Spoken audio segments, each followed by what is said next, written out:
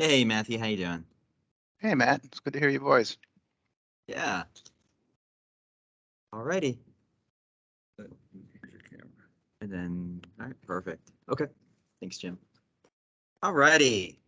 Well, good evening, everyone. I want to welcome you all to the public meeting on the Hagerstown Dual Highway Speed Management Study.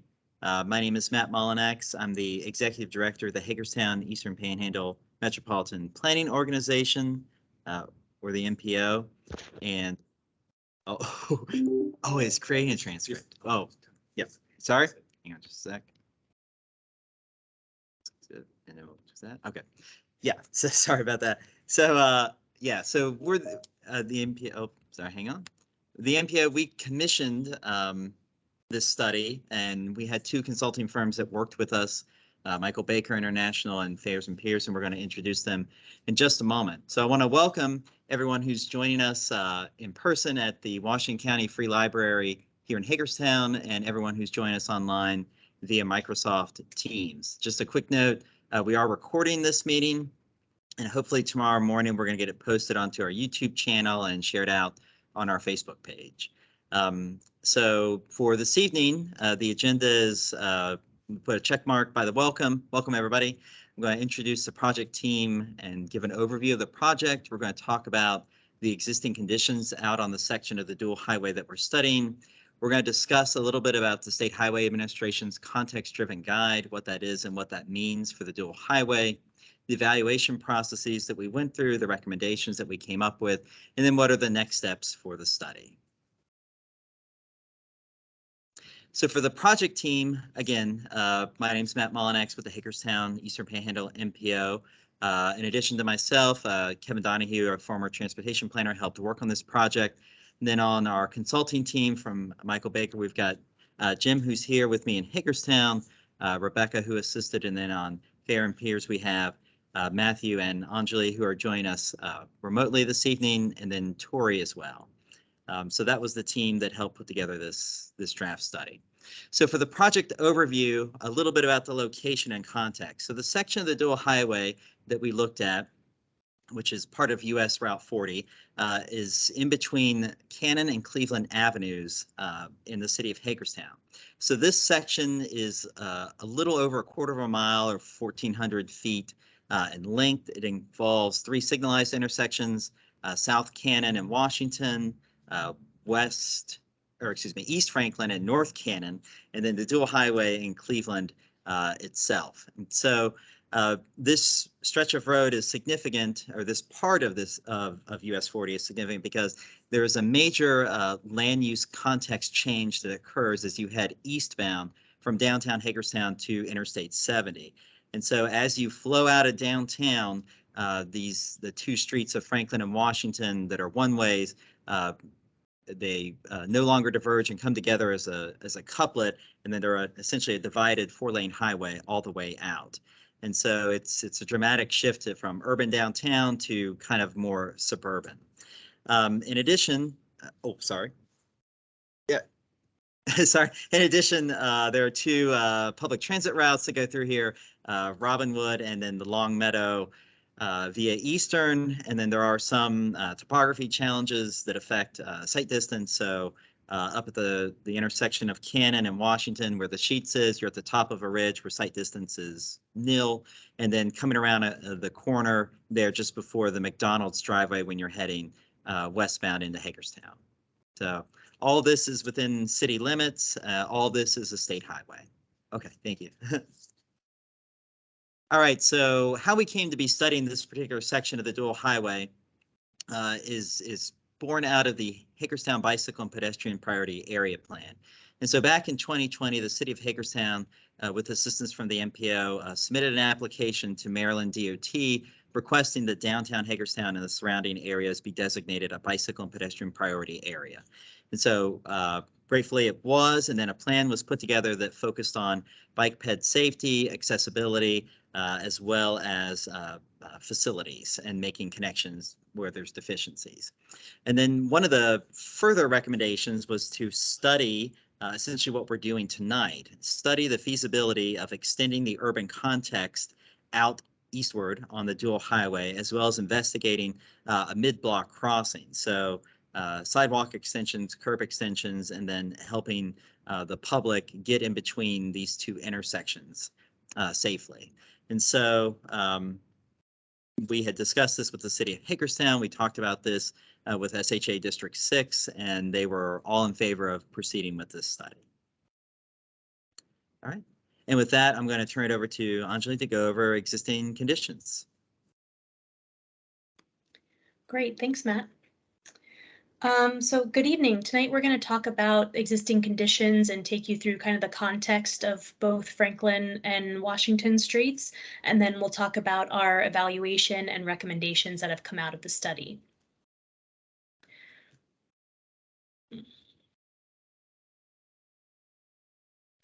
First, looking at Franklin Street traveling westbound, the study area just east of downtown is a transition zone where dual highway changes from suburban shopping strip land uses into a more urban context, as Matt was mentioning. There is limited infrastructure to slow drivers down once they pass through the Cleveland Avenue intersection.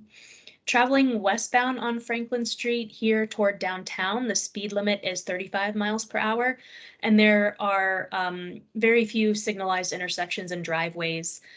We also see wide lanes. They're typically 12 feet wide, and these are conditions that influence faster travel speed, and there's limited infrastructure to really slow cars down.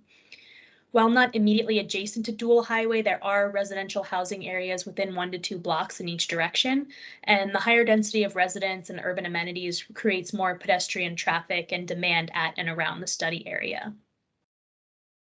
Taking a look at historical vehicle volumes on Franklin Street, we have seen a steady decline since 2010 of vehicle volumes on the street. You can see 2020 is considerably lower, and that's mainly due to the pandemic.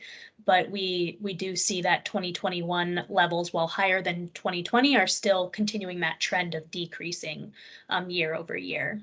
So. Looking at Washington Street on the other side, traveling eastbound, the topography really transitions between Cannon Avenue and Cleveland Avenue.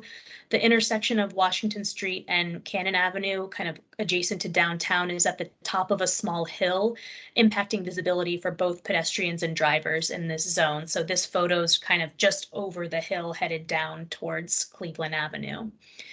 There are fewer driveways on Washington in this section compared to Franklin Street, but we're still seeing kind of the wide 12-foot lanes.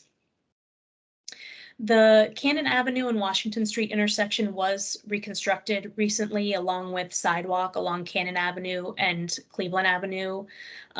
Similarly, the dual highway and Cleveland Avenue intersection was recently reconstructed to include additional pedestrian infrastructure. But it's worth noting that those two intersections, Cannon Avenue and Cleveland Avenue, are roughly 1,400 feet apart, so further than typical signal spacing for higher pedestrian demand areas. This all just reinforces the idea that the landscape is changing in the area and there are increasing pedestrian needs. Looking at historical vehicle volumes on Washington Street, we see it staying a little bit more steady. It's not as obvious of a decrease as we saw on Franklin Street, but still from like 2014, 2015, seeing some trends of decreasing volumes. I spoke about the recent sidewalk additions in the area, and the grass median is a partial ditch for water runoff, but pedestrians also use this when crossing dual highway to the point where the grass is worn down, creating a goat path, and really shows the pedestrian desire line. Pedestrian counts were also collected during the AM and PM peak periods as part of this effort at the two mid-block locations. And the chart on the left summarizes moderate pedestrian activities, and pedestrian counts are highest in the PM peak, the highest being on Washington Street with 60 pedestrian crossings. We also looked at lighting in the study area. There was a 2015 US 40 pedestrian safety study with SHA, which collected data on lighting levels and pedestrian demand along intersections within the study area. Each location was categorized into a pedestrian classification outlined in SHA lighting guidelines, and the classifications include high, or areas with significant number of pedestrians expected to be on the sidewalks or crossing streets during nighttime, and medium areas where fewer pedestrians use the street at night. So lighting intensity is typically measured in foot candles, which is the amount of light reaching a surface area, or FC, and 1 foot candle is defined as enough light to saturate a 1 foot square with 1 lumen of light. So the chart on the right shows a comparison of pedestrian classification as well as observed lighting levels and then recommended lighting levels.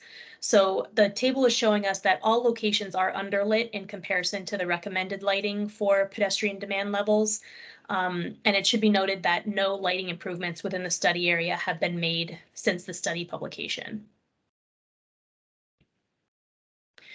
We also looked at crash history within the study area, looking at crashes between 2015 and 2020. A total of 88 crashes occurred regardless of mode.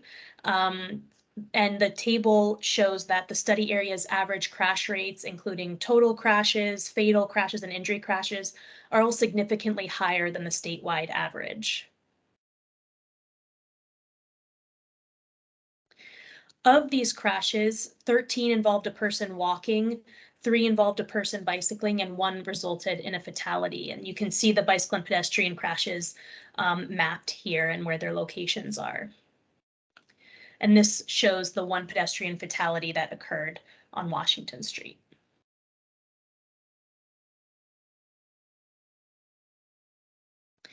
Thinking about what else is going on in the study area, downtown Hagerstown has seen an increase in development and population growth. Near the study area, a new Dollar General with a relatively large footprint has been constructed and opened in late 2021. This adds to the already existing walkable amenities like KFC, CVS, McDonald's, the Advanced Auto Parts, and the Sheetz convenience store, and will continue to increase pedestrian activity. Matt mentioned the SHA context-driven guide earlier, and this is a planning and design resource offering practitioners guidelines centered on establishing safe and effective multimodal transportation systems.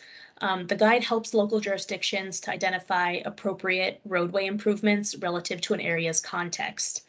So our study area in the blue rectangle is characterized as a suburban activity center, but quickly transitions to the urban center, which is shown in light blue to the west of our study area.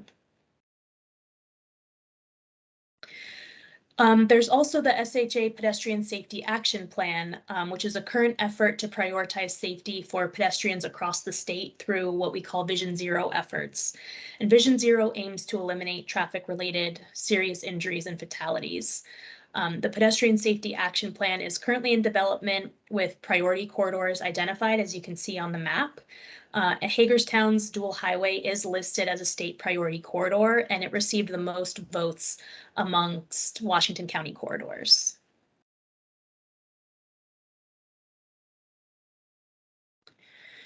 Along with defining the context zone, SHA's context-driven guide outlines a suite of recommended treatments per zone. The relevant countermeasures in the project study area include mid-block crossing or pedestrian hybrid beacon, an example of which is shown in the photo. There's also continental crosswalk striping to make pedestrians more visible, and many others like curb extensions or narrowing lanes or reducing speed limits. So these are some of the recommendations that we reviewed to better frame the potential mid-block crossing across dual highway.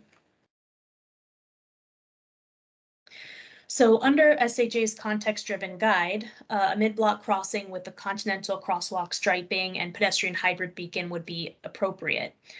For those who might not be aware, a pedestrian hybrid beacon is distinct from traffic signals and has a constant flash warning beacons that are then activated when a pedestrian pushes the button and stops traffic so pedestrians can cross the street.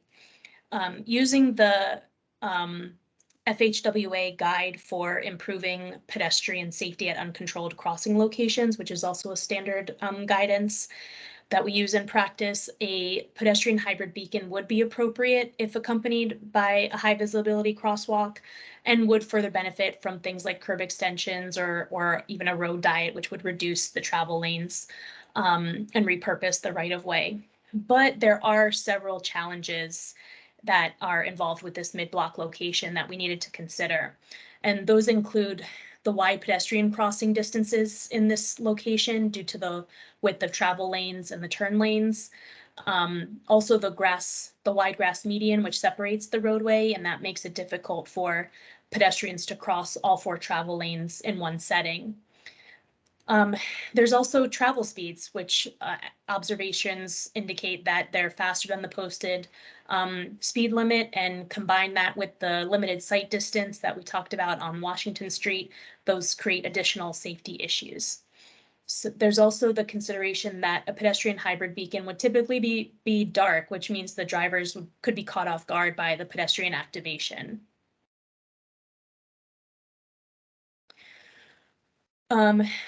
Which led us to the idea of a full traffic signal.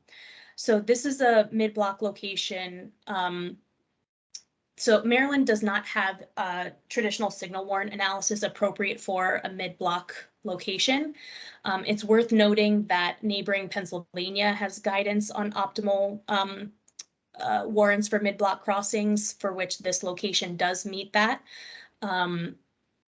So we really think that the circumstances necessitate the full signal, those being the challenges that I just described.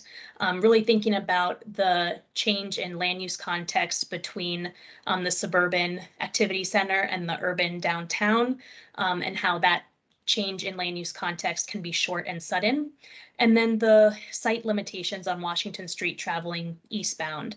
So having a full traffic signal that is operating consistently with the Cannon Avenue intersections with each cycle would be a little bit more of a known quantity to drivers and pedestrians alike. When we look at how the traffic signal might operate, and looking at how it might fit into the context on Washington Street and Franklin Street, we look at how it might operate and impact vehicles that are on the roadway and how much delay it might add. It could be, we would recommend that the full signal at the mid-block crossings be coordinated with the intersections at Cannon Avenue. That means that they would be coordinated to have a green phase consistent with the operation of the signals at Washington and Cannon and Franklin and Cannon, such that drivers traveling, for example, on Washington Street eastbound would experience the green and travel all the way through both signals without encountering stopped or queued vehicles. And that would mitigate the sight distance and corresponding safety concerns associated with stopped and queued vehicles at the mid-block crossing. Looking at how the full signal would operate and potentially impact the corridors, our analysis shows that the new mid-block signals would operate at acceptable levels of service. They would add modest delay to the corridor, as you can see from the chart here. In the most delay would be seen in the PM peak hours, but adding less than 20 seconds of delay in the future being 2045. So we feel confident that a full signal would operate well on these corridors. Ultimately, based on this evaluation, our recommendation is to include a full signal at the mid-block location that would facilitate pedestrian crossings in the long term. Understanding that that's the long term, in what can we do in the short term and midterm, and those recommendations focus on additional pedestrian scale lighting and curb bump outs and sidewalk widening. And we've actually put together some visual renderings to help understand what this all might look like on the corridor. And this here is on Franklin Street, looking westbound, and you can see how pedestrians would be able to cross at the full signal and use the path through kind of where, using that existing goat path as a marker for where we would have kind of a paved trail that would then lead them to cross Washington Street as well. You're also seeing additional curb extensions, high visibility crosswalks that would kind of help increase the safety amenities for pedestrians. And similarly, this is the view on Washington Street, looking eastbound. Again, this is right at the driveway for Advanced Auto Parts, opposite of the McDonald's driveway, looking at curb extensions and high visibility crosswalks on all legs that would allow pedestrians to experience shorter crossing distances and higher visibility.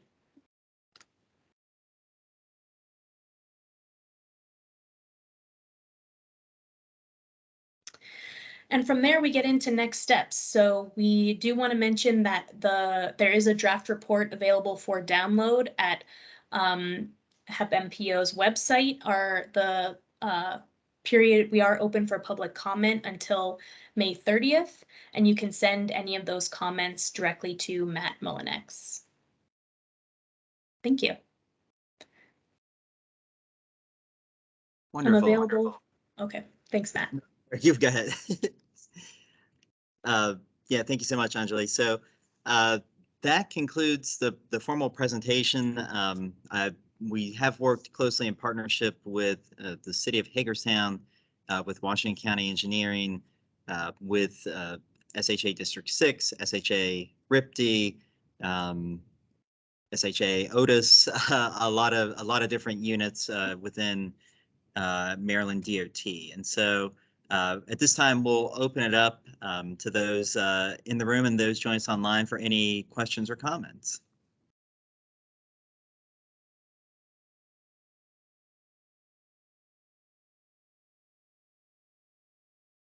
So Sean or Jill, any questions? No, Matt, hey, this is Sean. So I think you guys did a great job at incorporating our comments that we've been giving you all along. So yeah, I think this looks great to me personally. So yeah, Jill, if you have anything to add, feel free. Yeah, I am new to RIPD, so I really just logged on to listen, but it does seem like it was pretty well thought out and comprehensive look at the corridor. I'm not as familiar with it as Sean, so I will defer to him. Very good. Wonderful. Well, thank you. We appreciate that. So again, the public comment period is open till May 30th. Once we get through that, we'll work to incorporate any public comments received, and then a final revision we'll post on the MPO's website, and we'll share out with our partners, and then we'll continue to work, especially with our state partners, on seeking strategies for how to implement some of these recommendations that we have for improving safety for all users of this part of the dual highway. So then I guess if there's nothing else, we'll go ahead and we'll close the meeting out. I want to thank you all for your time tonight. Again, we will have this presentation and recording posted on our YouTube channel, hopefully by tomorrow, and then shared out. And then, yeah, have a safe trip to wherever you call home or work. And yeah, thank you again. Thanks, Jill.